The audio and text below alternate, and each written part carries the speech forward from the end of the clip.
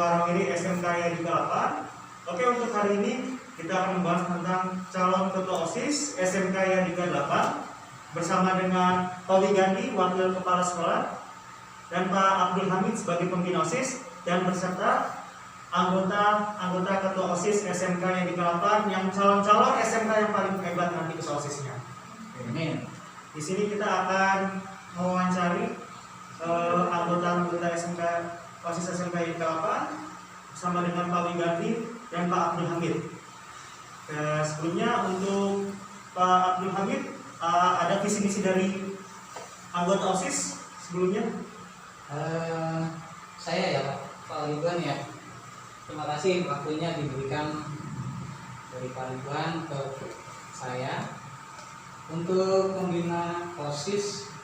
Tahun ini saya baru sekali nih untuk mewawancari langsung calon-calon ketua OSIS. Mereka ini calon ketua juga orang. Seperti yang kita tahu ya, negara kita kan lagi susah nih sekarang. Ke depan kita juga nggak tahu kapan selesainya nih kesusahan ini. Dibutuhkan generasi hebat, generasi yang kuat.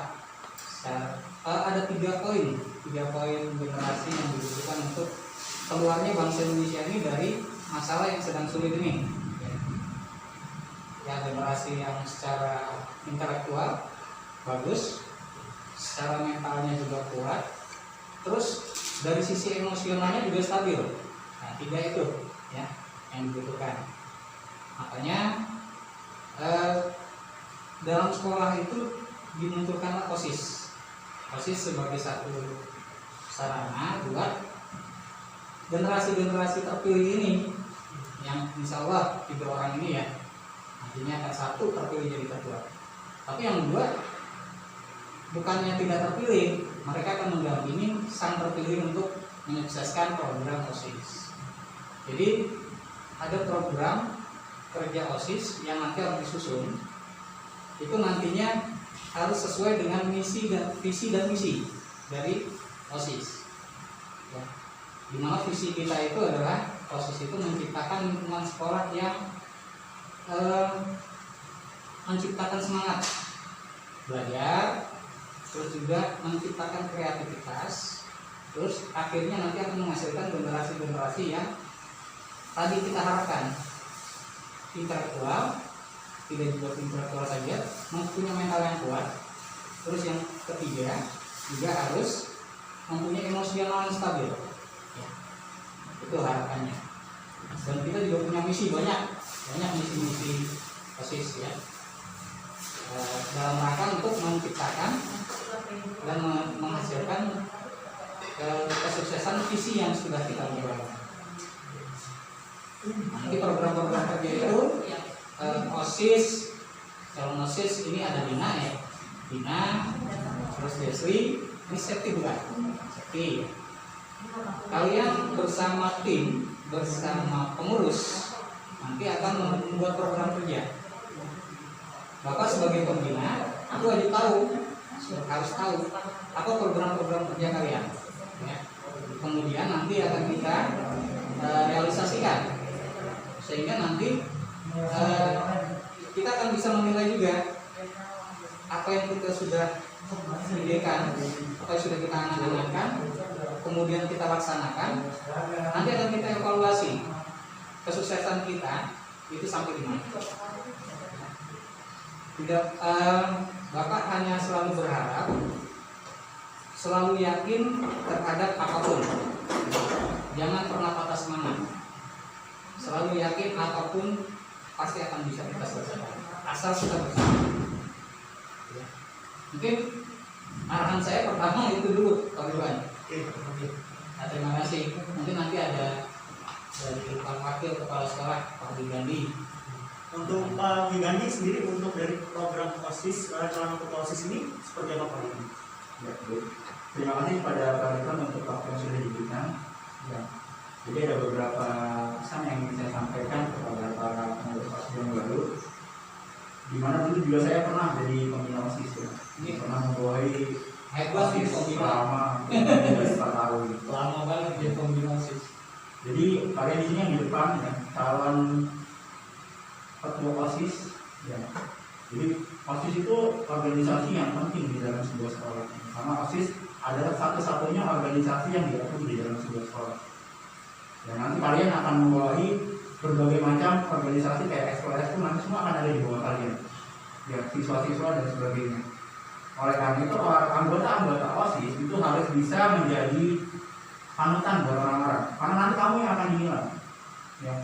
Jadi pengalaman saya waktu jadi pembina OSIS, jadi ketika ada satu anak OSIS yang melakukan kesalahan, dia akan jauh lebih ditekan sama orang-orang itu dibanding sama siswa yang lain yang bukan OSIS. yang bukan OSIS.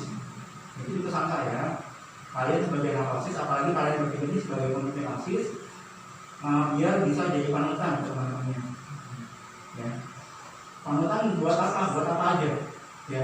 Kayak nilai, tadi ada yang bilang, Pak, semenjak saya jadi OSIS, nilai saya turun. Nggak boleh kayak gitu. Ya, jadi kalau kamu sebagai anggota OSIS, kamu harus bisa bagi waktu kamu antara OSIS sama bidang pendidikan, bidang lainnya. Jadi kayak anak-anak OSIS zaman dulu ya, itu ranking 1 atau OSIS. Ya. Jadi banyak anak-anak OSIS kayak dulu si Kak siapa namanya? Kakak Adina, Kak Farah, itu mereka ranking semua.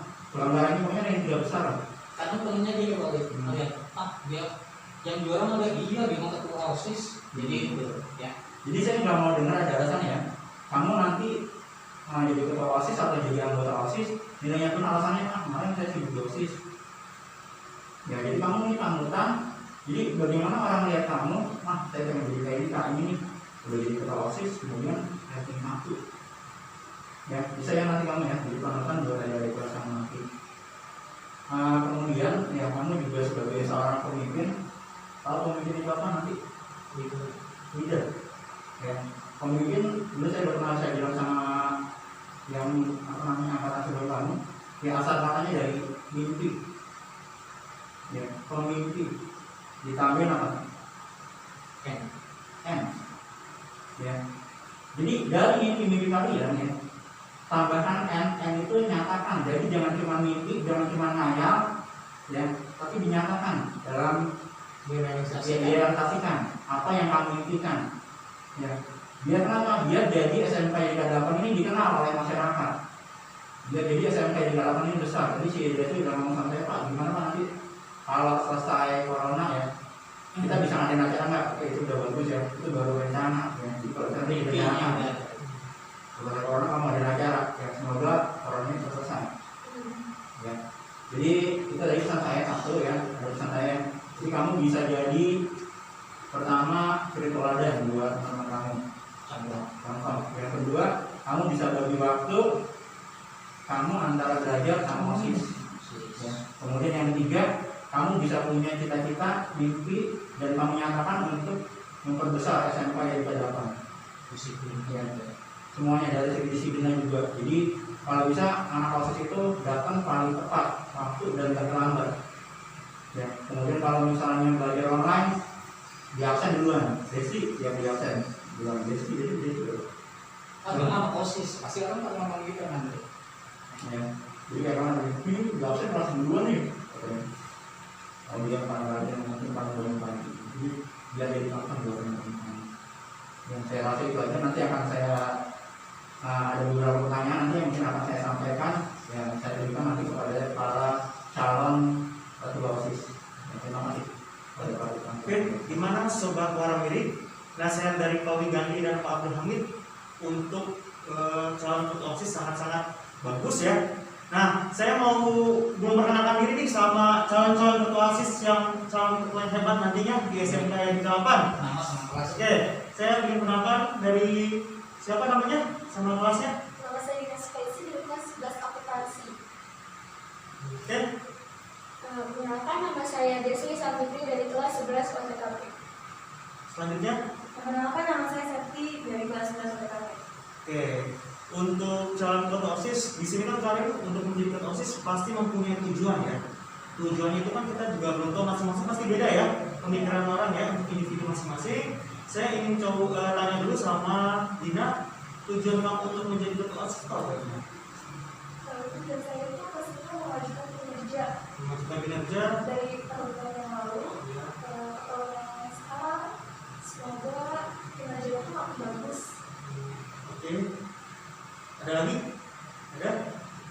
Desli? Kalau saya pribadi, saya akan melihat kedisiplinan pertama. Walaupun kedisiplinan itu tumbuh dari rasa diri sendiri, tapi kita sebagai OSIS itu kita harus menjadi panutan utamanya. Lalu kita juga pastikan kalau di depan sekolah itu kalau awal kan sih kita kayak disiplinan apa kedisiplinan. Kalau kita udah telat kita kasih disiplin kayak gitu. Terus yang kedua untuk membawa namanya Dika supaya terkenal, saya udah ada tujuan untuk membuat event. Untuk safety?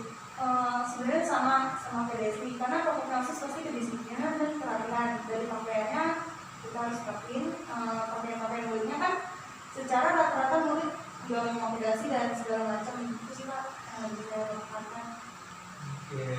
Untuk tujuan dari calon ketua OSIS ini saya benar-benar salut ya. Ternyata tujuannya ini sih bagus ya untuk memajukan SMK yang ke-8 ya untuk calon ketua OSIS.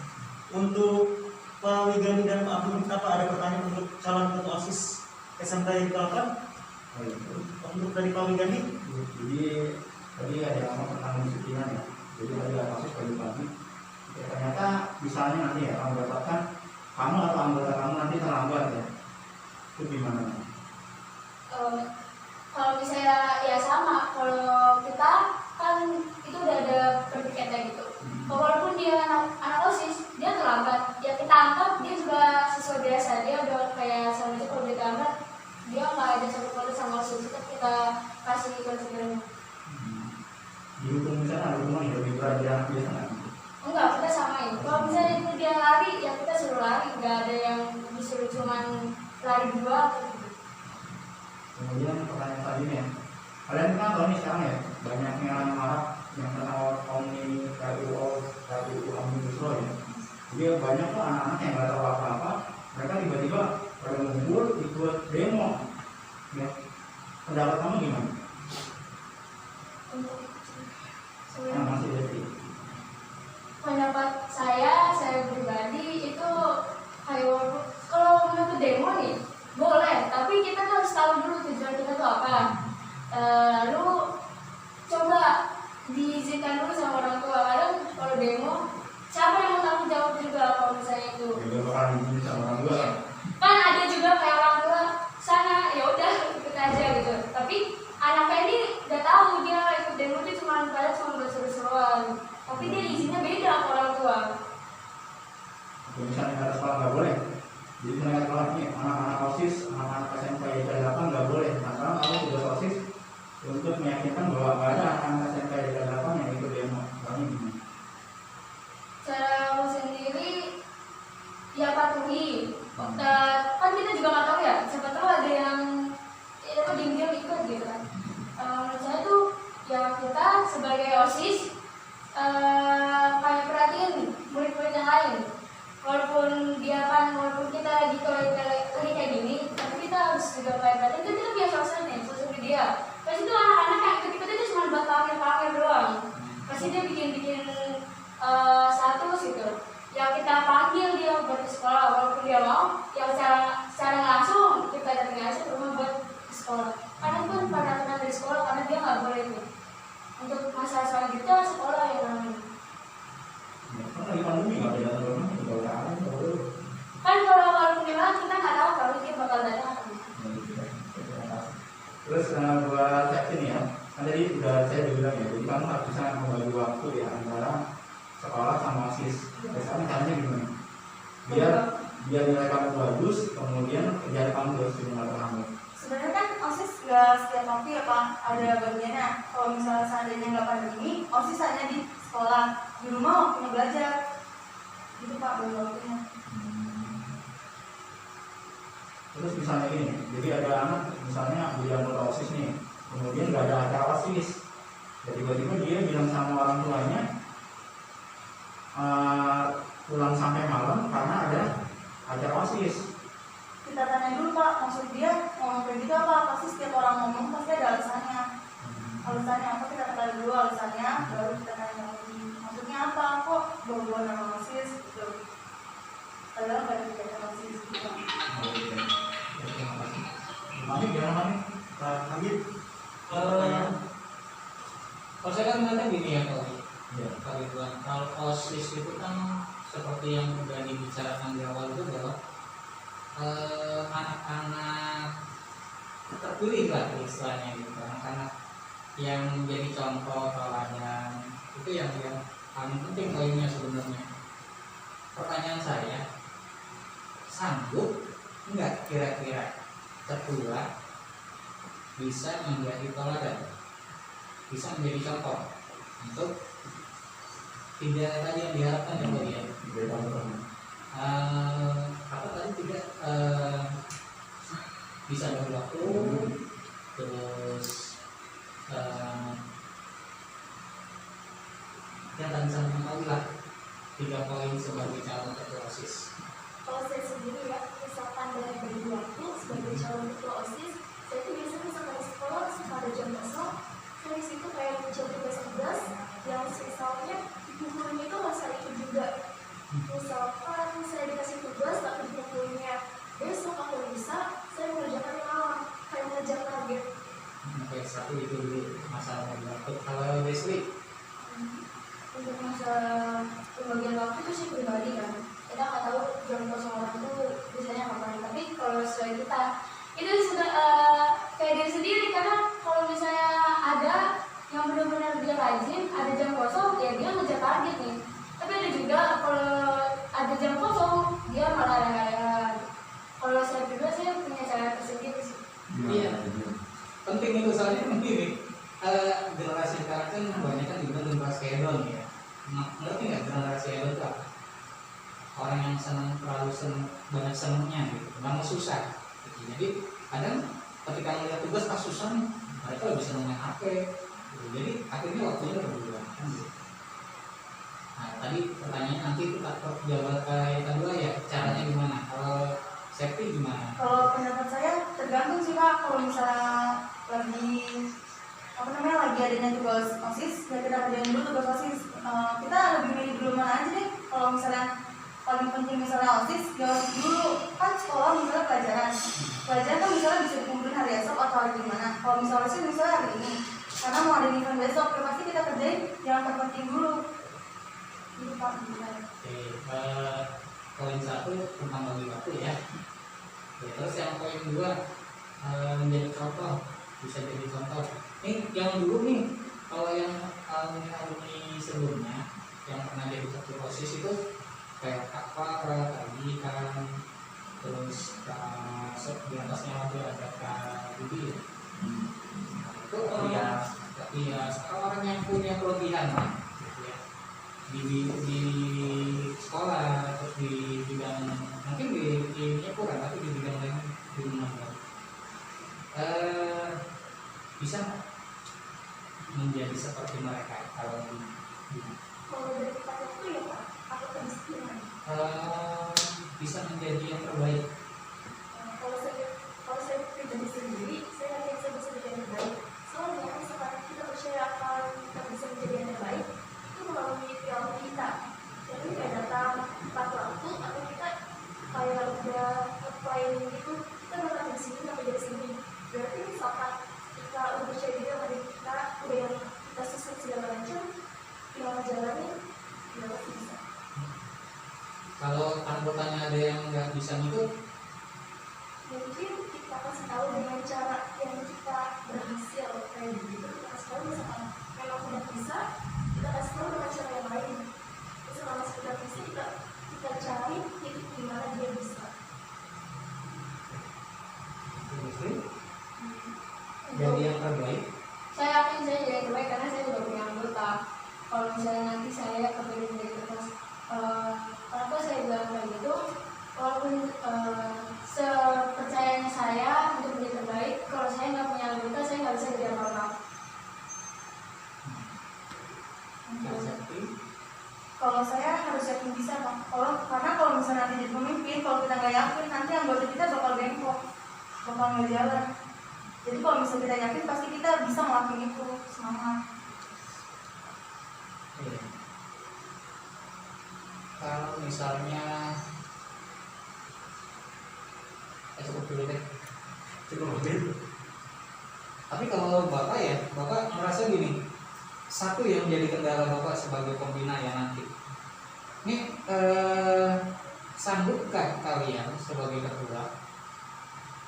Pertama sebagai ketua, yang kedua sebagai penanggung jawab anggota pengurus ya, untuk tidak keluar dari OSIS. Jangan sampai baru sehari 2 hari udah ada yang berkurang sama. Bapak saya nggak boleh, ibu saya nggak boleh, terlepas dari alasan apapun. Cuman yang Bapak lihat di pengurusan sebelumnya ada yang seperti itu. Ada yang orang tuanya meminta anak saya nggak boleh lagi. Bagaimana pendekatan kalian sebagai ketua terhadap orang tua, mungkin terhadap pihak eksternal di luar sekolah? Kalau saya sendiri, saya masuk OSIS sudah izin dulu sama orang tua saya. Karena tidak saya itu percaya misalkan orang tua yang izinin, semuanya nggak bakal berjalan dengan lancar. Dan ketika nanti ada orang tua yang anggota kamu yang minta sekolah untuk anak dibuatkan OSIS tanpa kamu bina. Mungkin yang pertama ya, saya itu kayak bakal jelasin OSIS itu kayak gitu, nggak begini-begini gitu. Kayak saya itu kan termasuk menghasut ibunya untuk anaknya di OSIS, tapi kayak saya tuh kayak ngasih tahu kalau OSIS itu nggak sebut pada ibunya. Oke, terus Kalau dari masalah orang tua, itu kadang orang tua tuh punya alasan tersendiri kenapa anaknya itu nggak boleh ikut OSIS. Untuk angkatan saya juga pertama ada tantenya yang dia nggak ngebolehin si anaknya ini buat ikut OSIS karena ya itu yang tadi yang bilang kayak izinnya OSIS tapi nggak tahu yang kemana. Itu sih menurut aku dari anaknya lagi Pak, dari anaknya lagi. Dia ada juga sih kadang anaknya tuh dia mau OSIS tapi orang nggak boleh karena ada alasan entah nanti kamu kecapean lah gitu, tapi anaknya tetap ngebantah dia mau ikut. Seharusnya anaknya emang awalnya tuh bilang walaupun nggak boleh, nanti yang jadi perkara besarnya itu kan di OSISA kayak dia, apalagi kalau dia udah punya propernya, dia punya proper, pasti nanti kita juga yang ngejalanin. Nah kita punya dia sama kita tuh punya tanggung jawab. Pas kalau dia udah kepilih nih, dia harus ada surat perjanjian. Dia kalau dia mau keluar dia nunggu pergantian jabatan. Gitu, Pak. Kalau menurut saya seperti yang tadi Bapak bilang, masalah orang tua tergantung. Kalau misalnya menurut saya masalah orang tua itu tergantung anaknya sendiri Pak. Kalau misalnya orang tua kan pasti menginginkan anaknya yang baik. Kalau misalnya anak itu melakukan yang terbaik, pasti orang tua percaya kalau misalnya OSIS itu baik. Jadi si anaknya harus bisa yakin orang tua kalau OSIS baik, bukan masalah OSIS jelek doang, bukan masalah OSIS mah capek kerjanya, buang-buang waktu. Sebenarnya kalau misalnya kita bisa memanfaatkan waktu dan bilang ke orang tua kalau misalnya OSISnya seburuk itu, sebenarnya bodoh-bodoh aja Pak.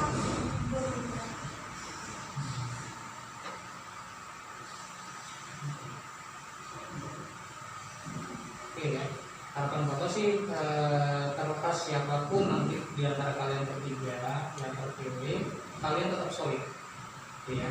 Kalian tetap sebagai pengurus inti, sebagai awal kali ini kita bergerak berjalan. Kalian sebenarnya adalah pemimpin, hanya simbolnya saja memang cuma satu yang berarti. Harapan Bapak sih tadi kalau ada 1 atau 2 atau 3 atau sebagian dari pengurus posisi yang mundur, kalian harus merasa kehilangan. Saya akan merasa kehilangan. Itu aja sih jawabannya. Dengan dibalikkan lagi ke mereka. Kita harus sebagai satu batang tubuh, satu sakit semua harus sakit. Jadi, satu untuk semua harus sakit. Itu penutup dari Bapak.